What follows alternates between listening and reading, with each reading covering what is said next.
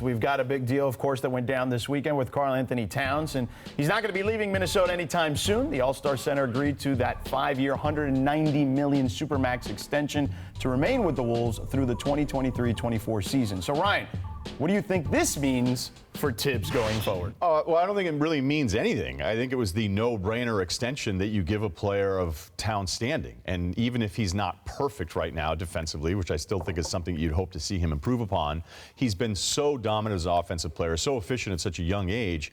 Every guy that would put up those numbers as a number one pick would get this kind of max deal. So I don't look at it as like, ooh, this means that they're siding with Towns versus Butler. No, like Towns was always going to get this deal. You know, he actually shot the same percentage from three-point range last year that Steph Curry did. And I know Curry's a higher volume shooter. He's one of the best big men shooters I've ever seen. One of the best in the league, if not the best big man shooter in the league. Has avoided major injury.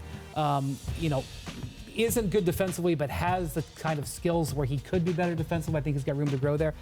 The interesting thing here is he was always going to sign this because he hit the All-NBA team in the spring, which gave him the acceleration. We could get the Supermax deal, this money.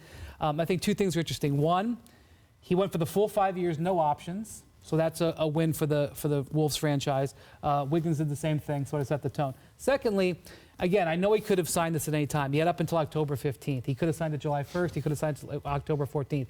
It's interesting to me that he signs it the day after the Wolves basically announced their trade in Jimmy Butler. And he could come here and say, Brian, I signed it on the eve of training camp. I just didn't want it to be a distraction, and I would believe him. But I felt that the timing kind of sent a bit of a message. Well, last week we had this particular discussion. Was this kind of a ploy, like, I'm not signing this thing yet until Jimmy's out of here, and now that we kind of know that Jimmy's out of there, you know, lo and behold, here we are. Yeah, it was like Jimmy's not coming to media day, and Karl Towns is signing $190 million. Like, so I think that there's something to that, Russell. I actually agree with you guys on this one because, you know, when you think about all the gray area stuff of like what's going on. Like I always look at Jimmy this way, okay? When he was in Chicago, you'd always heard these rumblings that he was difficult.